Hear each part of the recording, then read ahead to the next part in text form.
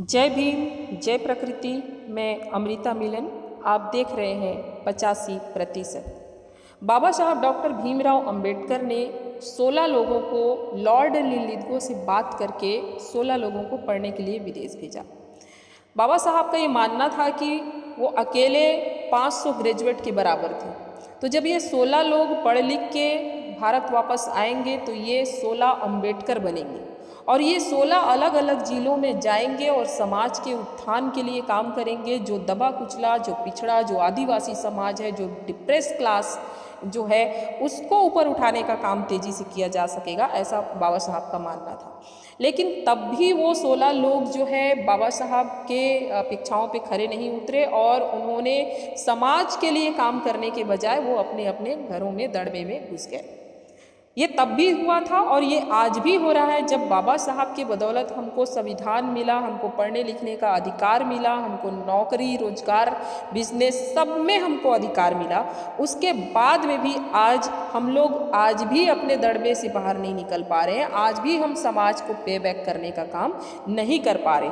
आज चंद मुट्ठी भर लोग तड़ीपार और असामाजिक तत्व जैसे लोग हैं, गुंडेगर्दी और खरीद फरोख्त के दम पर ये सरकार में आते हैं और हमारे जो मूल निवासी जो 85% जो लोग हैं, जो डिप्रेस क्लास के लोग हैं, इनके हक अधिकारों को एक एक करके ख़त्म करने का काम कर रहे हैं। इनकी गुंडागर्दी इस स्तर तक बढ़ गई है जिसका कोई जिक्र भी करना जो मुनासिब नहीं होता है। इतने अनगिनत इनके काम चल रहे हैं और हम हैं जो भगवान के भरोसे बैठे हुए हैं। हम भगवान के भरोसे अपनी अच्छी ज़िंदगी का हम कामना कर रहे हैं। मेरा कहना है भगवान के भरोसे मत रहो, भगवान के भरोसे जीना मत सीखो, अपनी बाजुओं के बल पर जीना सीखो। तुम्हारा उद्धार अपने हितों की रक्षा करने में है, अधिकारों की रक्षा करने में है। तीर्थ यात्रा, व्रत, पूजा करने या अखंड पाठ करते रहने से तुम्हारी निर्धरता, तुम्हारा छुआछूत दूर नहीं हो सकती, तुम्हारी आवश्यकता पूरी नहीं हो सकती। हमारे बुजुर्ग, हमारे पूर्वज इन कामों को सदियों से करते आए, सदियों से मंदिर का दरवाज़ा खटखटाते आए, भागवत कथा, महापुराण जो भी है ये सब करते आए, करवाते आए, अपने घरों में तीज त्यौहार मनाते आए। लेकिन क्या हुआ? क्या हुआ हमारा? आज भी निर्धनता पर सब कुछ का इसका असर आज भी है। क्या जातिगत भेदभाव आज खत्म हो गया? क्या मंदिरों में इतने सारे जो 33 कोटि के देवी देवता हैं उन्होंने हमारे साथ न्याय कर दिया? नानी नाना, दादा दादी सब लोग पूजा पाठ करते रहे, लेकिन उसका क्या फल मिला आज? आज भी मंदिर में भारत का राष्ट्रपति भी जब मंदिर में जाता है तो उसको सीढ़ियों पर पूजा करना पड़ता है। ये आज भी है। लेकिन आज हम लोग ऐसे हैं जो अपने आँख को बंद किए हुए आज भी बैठे हुए हैं, पड़े हुए हैं।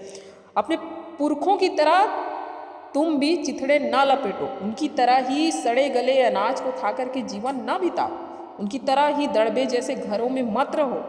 दवाइयों के अभाव में हम और हमारे बच्चे तड़प तड़प कर जान गंवा देते हैं। केरल या उत्तराखंड या असम कहीं भी बाढ़ आता है तो आपने कभी किसी अमीर को मरते हुए, तड़प तड़प करके मरते हुए देखा है? उस बाढ़ में वहाँ तड़प कर मरने वाले गरीब, आदिवासी, पिछड़े वर्ग के ही लोग होते हैं। और ये वो सभी लोग हैं जो व्रत करते थे, जो व्रत रखते थे, पूजा अर्चना तपस्या सब करते थे। ये वही लोग किसी अमीर घर की लड़की के साथ कुछ गलत होते हुए आप देख रहे हैं। कोई भी न्यूज़ में ऐसा आपने अभी तक देखा है कि किसी सवर्ण लॉबी की जो अमीर घर की जो है उसके महिलाओं के साथ जिस स्तर पे डिप्रेस क्लास की महिलाओं के साथ अत्याचार हो रहा है उसका अगर 50%, 25% भी इन लोगों के साथ हो रहा है क्या? आप देखें हैं क्या? तो ये धार्मिक व्रत, पूजा और तपस्याएं जो है बर्बाद होने से नहीं बचा सकती। भूखमरी, गरीबी इससे नहीं बचा सकती है। इसके लिए मंदिरों की नहीं, आपको इसकी आवश्यकता है ही नहीं। इनके त्यौहार, इनके संस्कार, इनको हमें अपनाने की आवश्यकता है ही नहीं। किसी ने ये कहा है, मैं फिर से दोहरा रही हूँ कि जिस दिन हम SC, ST, OBC ने इनके मंदिरों में जाना छोड़ दिया उस दिन इनकी धार्मिक मौत हो जाएगी।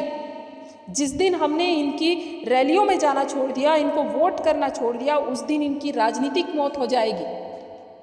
जिस दिन हमने इनके त्योहारों को मनाना छोड़ दिया, इनके दुकानों से सामान लेना छोड़ दिया, उस दिन इनकी आर्थिक मौत हो जाएगी। जिस दिन हमने इनको अछूत मानना शुरू कर दिया, जिस दिन हमने इनको अछूत मानना शुरू कर दिया, उस दिन इनकी सामाजिक मौत हो जाएगी। और जिस दिन हमने इनको पंडित, बाबू साहब और सेठ जी कहना छोड़ दिया, उस दिन इनकी सम्मानित मौत हो जाएगी। आज संविधान को जलाया जा रहा है, भाईचारा खत्म किया जा रहा है, एक एक करके हमारी सारी जो देश की जो संस्थाएं हैं उन सबको एक एक करके प्राइवेटाइजेशन किया जा रहा है। जब सारे चीज़ प्राइवेट हाथों में चले जाएंगे तो आपके लिए क्या बचेगा? SC ST OBC के लिए क्या बचेगा?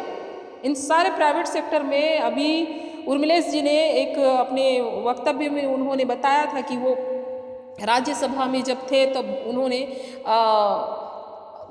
मतलब ये सर्वे कराने की कोशिश की थी 2 कंपनियों में। जब वहाँ प्राइवेट सेक्टर की कंपनियाँ थी तो वहाँ जो है SC ST OBC के कितने लोग वहाँ सर्विस में थे, तो उन्होंने बताया कि 99.7% लोग उस प्राइवेट सेक्टर में जो कंपनियाँ वहाँ पर थी उसमें 99.7% लोग सवर्ण थे। तो जब सारे प्राइवेटाइजेशन में जब सारी संस्था जब चली जाएगी तो SC ST OBC के लोग क्या करेंगे? उनके लिए कुछ बचेगा ही नहीं। और हम आज भी हाथ पे हाथ धरे बैठे हैं, हम ये संगठन, हम वो संगठन, हम इसको गाली देना, उसको गाली देना, बस यही किए जा रहे हैं। लेकिन हमें खुद को क्या करना है ये हमको नहीं पता। हमें खुद को आवाज़ उठाना है, खुद को हमें आगे बढ़ के हमको भी समाज को पे बैक करना है, ये हमें नहीं पता। हम अगर समाज को ट्रेजरी नहीं दे सकते तो हम टैलेंट दें, ये हमें नहीं पता। हम अगर टैलेंट नहीं दे सकते हैं तो हम उसको टाइम दें, ये हमें नहीं पता। हम टाइम नहीं दे सकते, हम ट्रेजरी दें, ये भी हमें नहीं पता। तो इन सारे चीज़ों का एक ही रास्ता है कि हम अपने मनोबल को ऊंचा करें, हम एकजुट हों और आर पार की लड़ाई लड़ें। हम आर पार की लड़ाई लड़ें और आवाज़ उठाना सीखें। अपनी सरकार बनाने के लिए जी तोड़ मेहनत करें। अब शासन सत्ता को अपने हाथ में लेने के लिए जी तोड़ मेहनत करें। इन कोलोजियम सिस्टम को लागू करने वाले लोगों की चाहे कोई भी पार्टी हो, कांग्रेस, बीजेपी, ये CPI, CPI, कोई भी पार्टी हो, इन सारी पार्टियों से हम बाहर निकलें और हम अपने संगठन को सपोर्ट करें, अपनी पार्टी को वोट करें।